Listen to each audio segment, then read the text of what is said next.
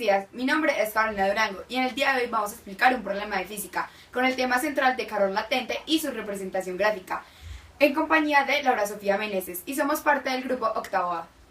Bueno, comenzaremos por el problema de física. Primero, determinar el calor necesario para pasar 10 kilogramos de hielo que se encuentran a una temperatura de menos 5 grados Celsius a una temperatura de 120 grados Celsius. Teniendo en cuenta el calor de fusión del agua, que es 334.000 julios sobre kilogramos, y que el calor de vaporización es de 2.257.000 joules sobre kilogramos. Tenemos que tener en cuenta los datos que ya tenemos. Primero, tenemos la masa, que son 10 kilogramos. Segundo, tenemos que tener en cuenta también los calores latentes, que es calor de vapor, 2.257.000 joules sobre kilogramos. Calor de fusión, 334.000 joules sobre kilogramos. El calor específico del hielo son 2.100 joules sobre kilogramos por grado Celsius. El calor específico del agua son 4.180 joules sobre kilogramos por grado Celsius. Y el calor de vapor son 2.010 joules sobre kilogramos por grado Celsius. Tenemos que tener presente también que la temperatura de fusión del agua es 0 y la temperatura de vaporización del agua es 100. Bueno, la gráfica se representa así. Tenemos que poner el calor inicial como negativo abajo del 0. La temperatura de vaporización, que es 0, en el punto de 0. La temperatura de fusión, 100, abajo de la temperatura final de 120 porque es menor. Entonces, tenemos que especificar que cuando es calor específico sube, cuando es calor latente se queda en la misma parte porque el calor latente es en el cambio de estado. Y el calor específico sigue subiendo y así. Estos son intervalos, ¿cierto?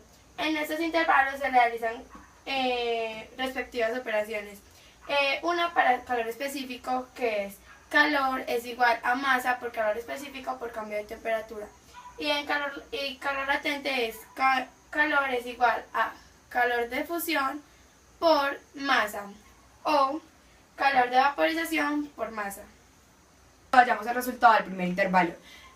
Para el primer intervalo tenemos que buscar el calor. El calor es igual a calor específico por masa por el cambio de temperatura. Como primer paso tenemos que hallar el cambio de temperatura. El cambio de temperatura es igual a temperatura final menos temperatura inicial. La temperatura final es de 0 grados Celsius y la temperatura inicial es de menos 5 grados Celsius. Esto se resta y va a dar un total de 5 grados Celsius.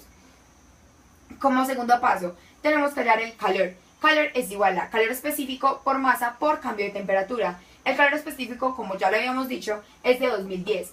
La masa es de 10 kilogramos y el cambio de temperatura dio un resultado de 5 grados Celsius.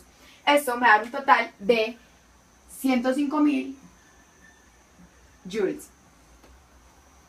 Vamos a hallar el resultado del segundo intervalo.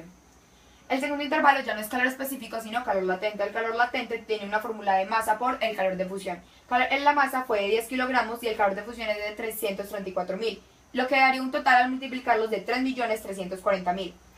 Este fue el resultado del segundo intervalo, pero tenemos que hallar el resultado de todo el intervalo. Por lo tanto, vamos a sumar el resultado del primer intervalo y el total del segundo intervalo. Esto me da un total de 3.340.000 más 105.000 joules. Esto me daría un total de 3.445.000. Bueno, en este caso volvemos a hacer el calor específico. Debemos tener en cuenta que el calor específico del agua también en este caso cambia y es de 4.180 joules sobre kilogramos por grado Celsius. Bueno, ya la mayoría de procedimientos están hechos anteriormente, pero los vamos a recordar. Se deben hacer temperatura final por menos temperatura inicial para hacer el cambio de temperatura. Entonces, 100 menos 0 da 100, ¿cierto? Entonces, hacemos el tercer calor, que es masa por calor específico por cambio de temperatura. Entonces, en este caso, masa es 10, calor específico es 4.180 y cambio de temperatura 100. Acá nos da un total de 4.180.000 joules. Para sacar, ese es el calor del intervalo. Tenemos que sacar el calor acumulado, que es sumar los calores de todos los intervalos. En este calor acumulado da 7.625.000 joules. Entonces debemos tener en cuenta que aquí se sumó 4.180.000 más el intervalo anterior, que fueron 3.445.000 joules.